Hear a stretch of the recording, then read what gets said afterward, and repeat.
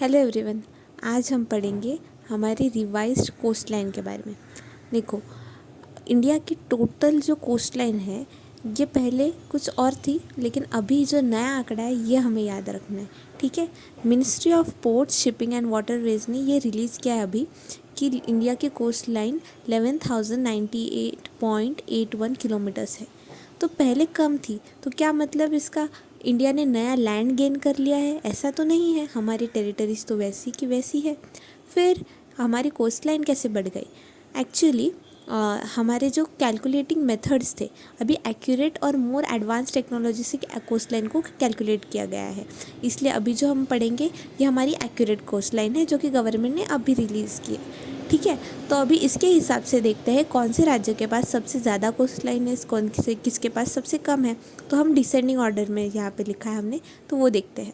तो सबसे ज़्यादा कोई स्टेट या यूटी जिसके पास कोस्ट लाइन है वो तो है अपने आइलैंड्स। कौन से? Andaman and Nicobar islands. तो इनकी कोस्ट लाइन की लेंथ है 3083.50 किलोमीटर्स। तो सबसे ज़्यादा द बिगेस्ट कोस्ट लाइन किसके पास है? अंडमान एंड निकोबार आइलैंड्स, चाहे वो स्टेट्स हो या यूटीज़ हो।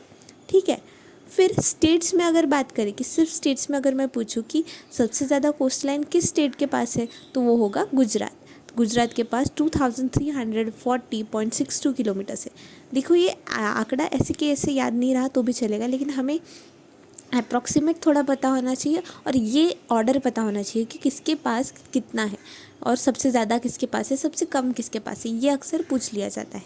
ठीक है, तो आफ्टर गुजरात कम्स तमिलनाडु। गुजरात के बाद कोस्टल हमारी स्टेट कौन सी है? तमिलनाडु। तो तमिलनाडु के का कोस्ट लाइन कितना है? 1068.69 किलोमीटर्स।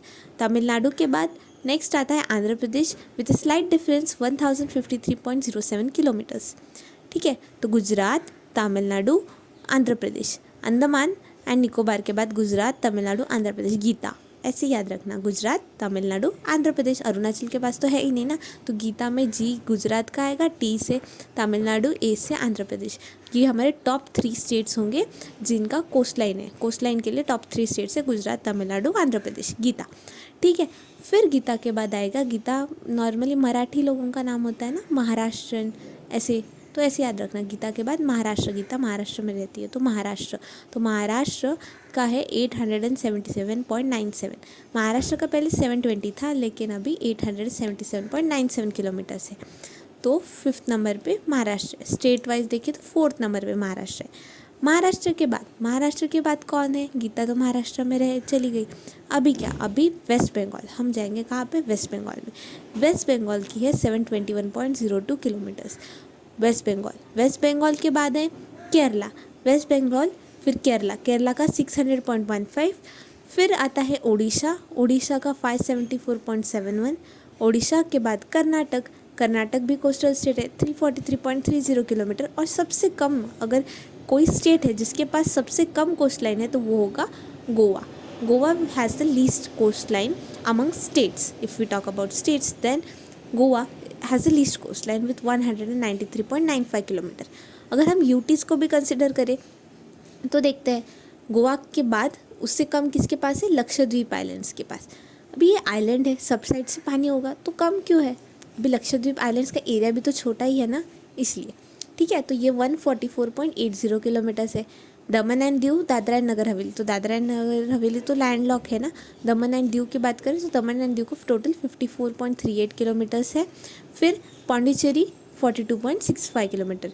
तो यूटीज़ में सबसे कम कोस्ट लाइन पौंडीचेरी को मिली है, और फिर अंडमान एंड निकोबार की सबसे ज़्यादा है।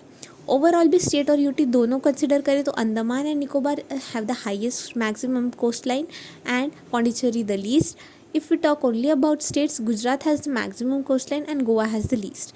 देखो, टॉप और बॉटम वाले में तो ज़्यादा चेंजेस नहीं है, लेकिन बीच में कुछ मेजर चेंजेस देखने को मिल रहे हैं। जैसे कि अभी गुजरात, तमिलनाडु, आंध्र प्रदेश तो ठीक रहा, फिर पहले अभी महाराष्ट्र है, उसके बाद वेस्ट बंगाल, देन केरला, ओडिशा, कर्नाटक, फिर गोवा। ठीक है, तो ये हमें याद रखना है। तो हम इसे बार बार पढ़ते रहेंगे तो हमें याद हो जाएगा। ठीक है, that's it for the day. Thank you.